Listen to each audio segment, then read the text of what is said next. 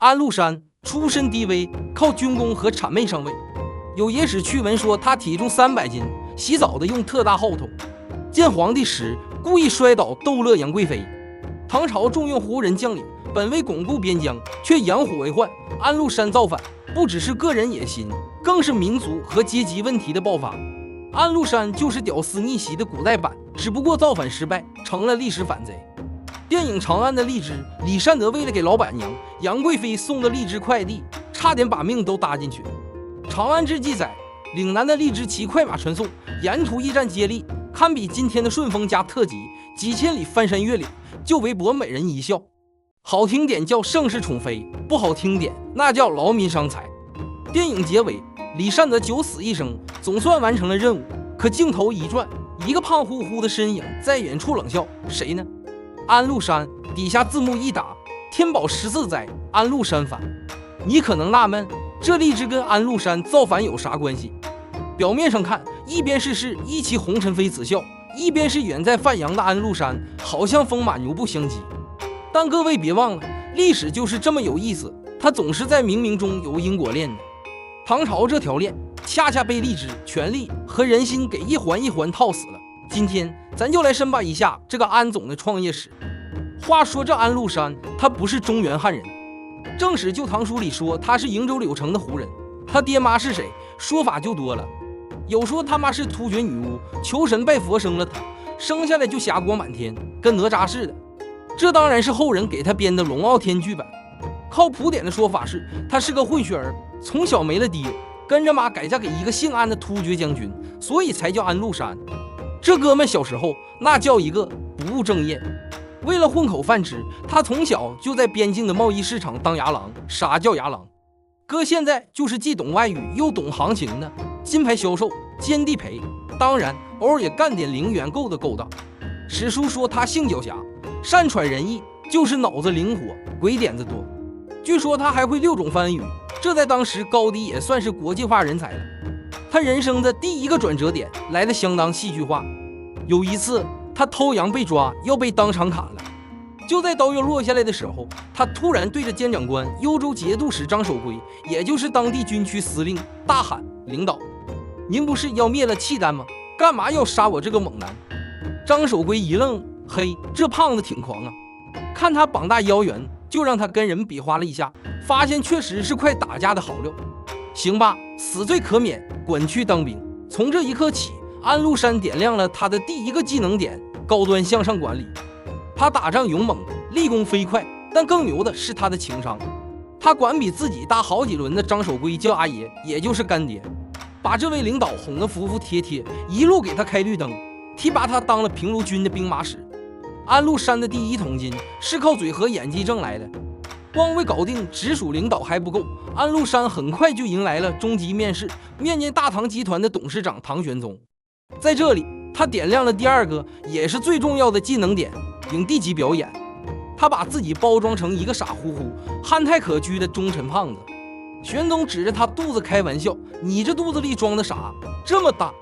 安禄山立刻回答：“报告董事长，我这肚子里没别的，全是对您的一片忠心。”一句话把玄宗急整破防了，当场就喜欢上这个实在人。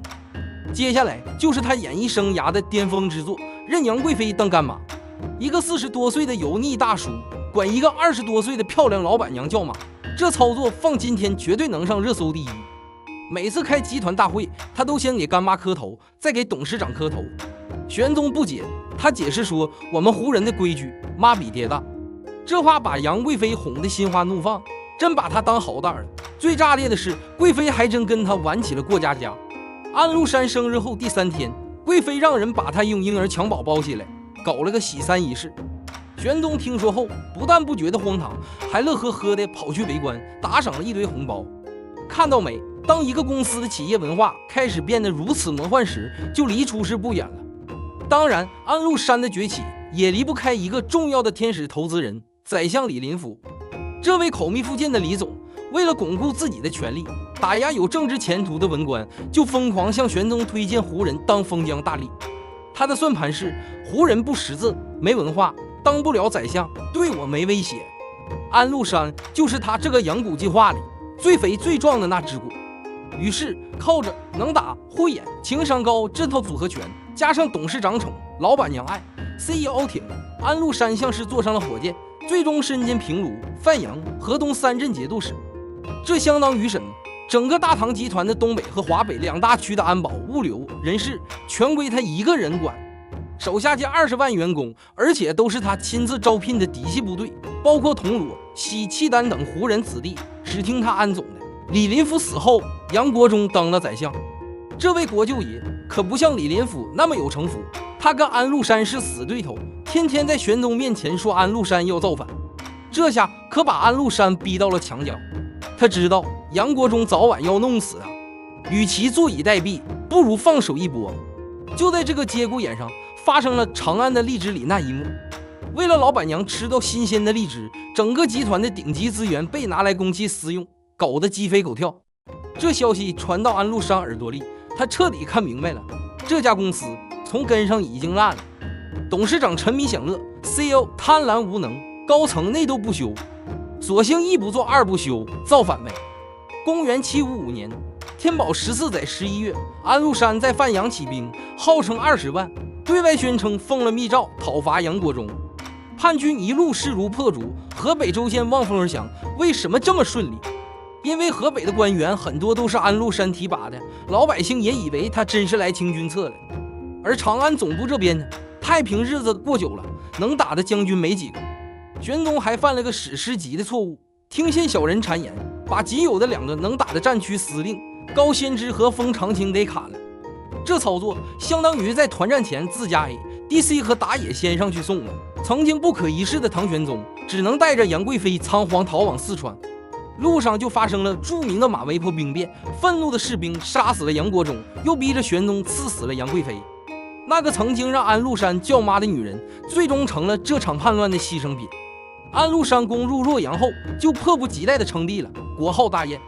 但他这个皇帝当的并不舒坦，他本来就胖，后来又得了眼病，瞎了，身上还长了毒疮，痛苦不堪。身体的病痛让他脾气越来越暴躁，动不动就把身边人当出气筒。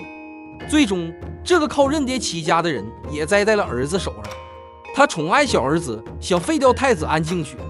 安庆绪一不做二不休，联合安禄山最信任的宦官李卓，半夜摸进他爹的帐篷，一刀结果了他。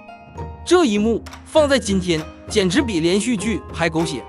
这个曾经搅动大唐风云的枭雄，死后连个像样的葬礼都没有，尸体被直接埋在了床底下。他点燃的大火，后来由他的好兄弟史思明接着烧，14名又被自己的儿子史朝义干掉。这场父子相残的权力的游戏，最终耗尽了叛军的元气，安史之乱才被平定。回顾安禄山的一生，他是一个复杂的矛盾体。他有勇有谋，也是个狡黠的骗子；他能屈能伸，也是个残暴的野心家。他的成功是个人能力的体现，但更是那个时代那个外重内轻、君主昏聩、奸臣当道的时代的产物。他更像一面镜子，照出了一个成功的公司是如何从内部开始崩坏的。好了，今天的故事就到这儿。安禄山的发家史也给我们留下了一个问题，在他崛起的过程中，唐玄宗、李林甫、杨贵妃，甚至包括安禄山自己，他们每个人似乎都在做着对自己最有利的选择，但为什么最终的结果却是所有人的悲剧和整个帝国的毁灭呢？欢迎各位在评论区留下您的高见。如果你喜欢我的胡说八道，恳请您点赞、收藏、加个关注，您的支持是我继续的动力。感谢各位，咱们下回再见。